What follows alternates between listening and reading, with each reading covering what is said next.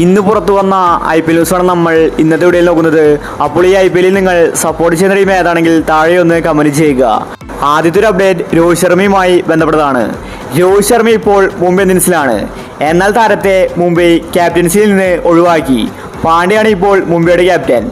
എന്നാൽ ഇപ്പോൾ മുംബൈ ടീമിൽ വലിയ പ്രശ്നങ്ങളാണ്. രോഹിത്തിന്റെ ഭാര്യയും ഹാർദിക് പാണ്ഡ്യയും തമ്മിലാണ് പ്രശ്നം. മുംബൈ കോച്ച് പറഞ്ഞതെല്ലാം കള്ളമാണെന്ന് രോഹിത്തിന്റെ ഭാര്യ സോഷ്യൽ മീഡിയയിൽ കമന്റ് ചെയ്തു.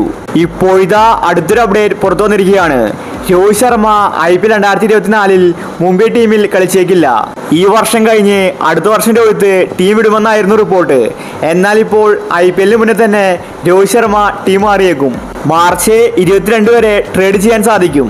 അവസാന നിമിഷം രോഹിത് ശർമ്മ ട്രേഡ് ചെയ്ത് മാറുമെന്ന റിപ്പോർട്ടാണ് പുറത്തു വരുന്നത്.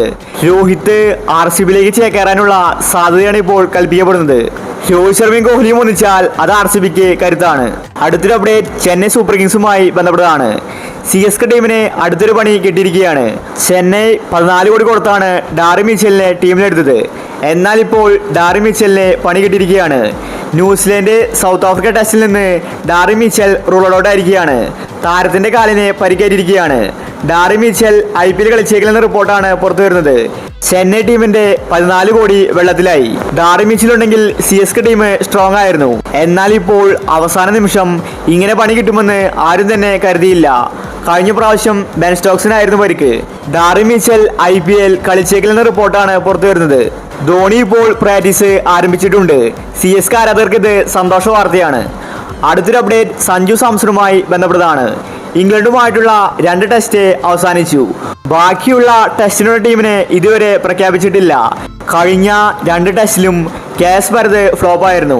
അതുകൊണ്ട് ഇനി വരാൻ പോകുന്ന ടെസ്റ്റിൽ കേസ് ഭരത് ടീമിൽ ഉണ്ടായിരിക്കില്ല.